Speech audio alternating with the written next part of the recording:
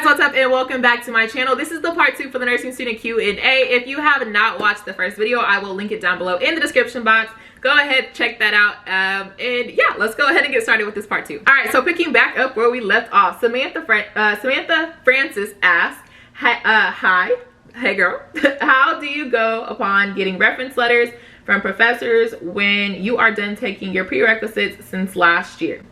So that was the first question. Let me answer that real quick. It's hard because I'm reading that as if you've already you already did it, so the situation's already done. Had you maybe had asked me a while back, my answer to that and my advice to that for other people who are listening is you need to build your bonds and solidify your bonds and continuously have contact information and stay in contact with these people. Stay in contact with your professors, even if it's just a hey, I hope you have a great break, or hey, can I ask you something right quick? Just stay in contact because of this specific situation here. I know it is kind of rough. What I would probably advise to you is if there's any professor you felt the slightest ounce of having an actual bond with, as far as like kind of like a mentorship type thing, reach out to them and see what they tell you. I mean, the least they could tell you is no, and all you can do from that is just move on and go ask somebody else. Samantha's second question was, what do you study before getting in nursing school? A&P. That's all I'm gonna say. Just review your A&P and try to get an understanding of what dosage calculation is, and you will be just fine for your first semester, at least starting off. Her third question is also, what books do you buy to prepare yourself? If you can, if you know what books you're going to need your first semester of nursing school, go ahead and purchase them and kind of glance through them. Don't read them, because I can guarantee you they may not make 100% sense in the very beginning, but kind of just skim through just to kind of see, you know, what the semester is, you know, kind of going to entail. And then also getting that dosage calculation book. I think you can get it on Amazon. And just doing practice questions in there as well. Her fourth question is, what kind of stethoscope do you recommend buying? You can get the cheapest one, you can get the most expensive one. As long as it works, it doesn't matter. I started off with a super cheap one, and the only reason why I got another one is because it broke. And then I ended up getting like a Littman. I mean, it's great. It's an expensive stethoscope, but I'm like, when I'm telling you guys is we're student nurses, we don't need the top-notch stethoscopes right now. So if you want to get the cheap, go for it. I'm all for it. And then Samantha's last question is, what kind of bag do you use for clinicals?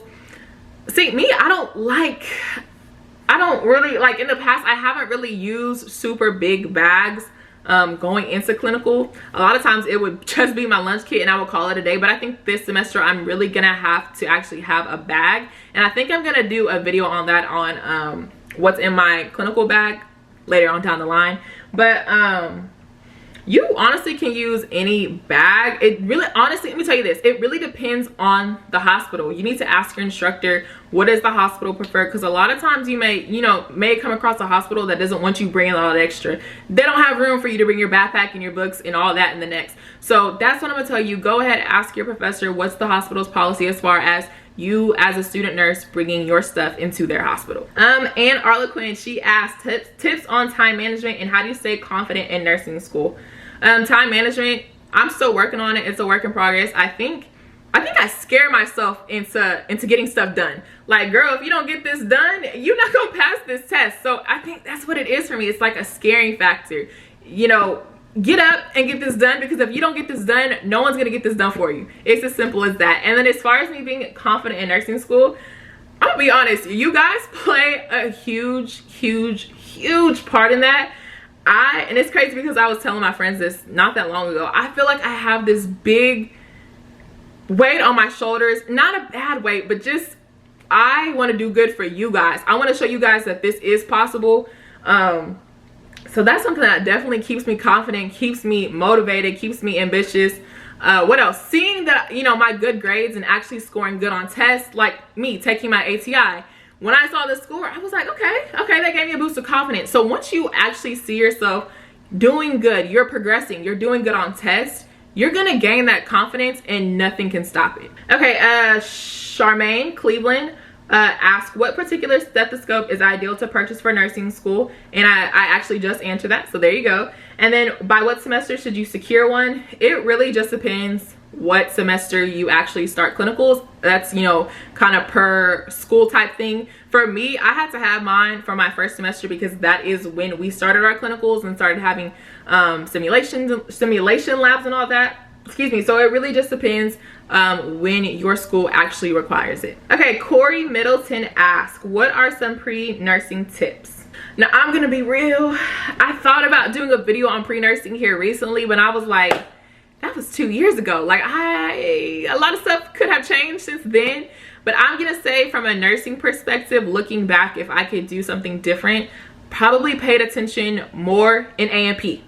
Because when I tell y'all that stuff comes back, it comes back, and it comes back dang near in every semester. So just pay attention in A&P. Keep all of your notes. Every body system you cover to the T, keep your notes in just A&P 1 and A&P 2. Take that class very serious, because I honestly feel like that is the most important class when it comes to nursing school. Well, the most important pre-nursing class when it comes to nursing school. Okay, Adriana N asks, how expensive is it?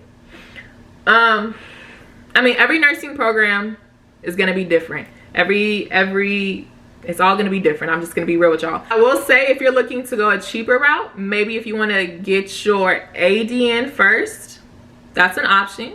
Also, if you want to do the cheaper route, if you want to go ahead and do your prereqs at a community college and then you know, transfer into a university program, definitely an option. What I did is I started off at a university, 4-year university. I'm still at, I mean, it's the same school, so that is a little bit more expensive. I would give you an amount, but I don't know exactly. So just do, like I said, if you are looking for a cheaper route, there are several options for you to choose from. All right, Tatiana Fleming asks, okay, a few questions here. What have you found works best for you in regards to eating every day while managing a hectic nursing school schedule? So if you ask this question to anybody who knows me and knows my eating habits when I'm in nursing school, they would laugh. And I'm gonna laugh right along with them, and I'm gonna tell y'all why. I am the worst when it comes to eating right, or just eating in general when I'm in school. I will admit to that 100%. I'm the worst. And it's not a good thing at all. I'll be honest with y'all, there are some days where I will go all day without eating. Don't do that. You need to eat a breakfast. If you want to eat a light snack midday, or if you want to have an actual meal midday, and eat a good dinner. It's hard. It's hard. I can't even give you a tip on that, on what works best. I tried the meal prep thing. The meal prepping alone took too much time. So, I mean, that didn't work. I'm gonna be real. I don't have a tip for that because I'm still working on it myself. So if you guys have a tip for me, leave it down below in the comments. Maybe for my last few months of school, I can try to work something out, because me just eating one time a day, it's not gonna cut it. And then her second question kind of tied into that first question. Do you meal prep? Which I just answered, no.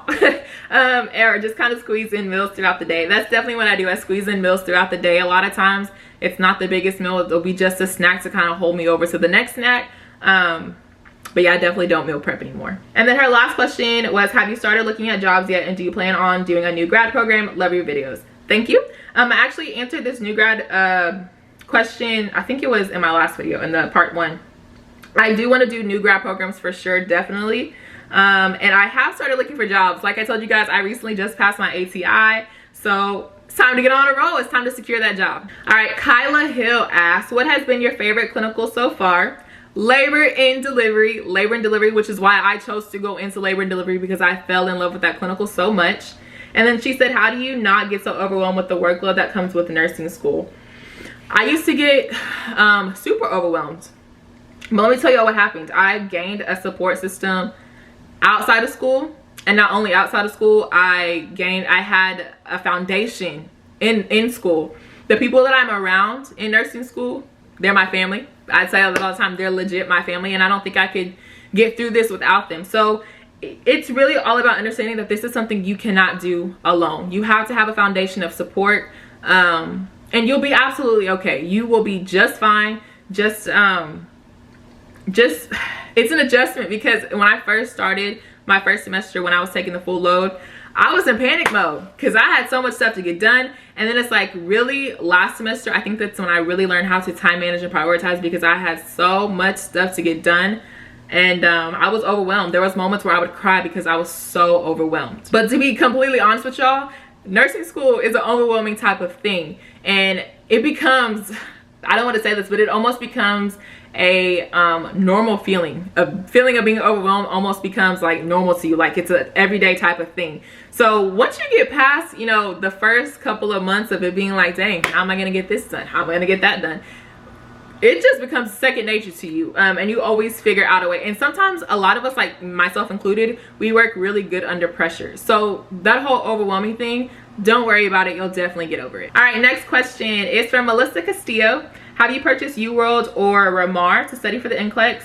To answer that question, I'm actually going to purchase UWorld within the next few weeks, and I'm not sure what Ramar is, so if you want to comment down below and let me know what that is, I'll definitely look into it. And then she said, does your school use HESI or ATI? So HESI is our entrance exam, and then ATI is our exit exam, which is what I recently just took. Okay, Tyrone Trice said, what are some small helpful supplies and tips for studying, lecture, and clinical? So I actually have a video, on the nursing supplies that I got for this school year. I mean, I got it in last August, but I'm still using the same stuff. It doesn't really change, and you don't have to have anything spectacular. You know, the usual highlighters, the pens, the sticky notes, what else? Note cards, flashcards. Those are really, really helpful. For lecture, it's kind of the same thing.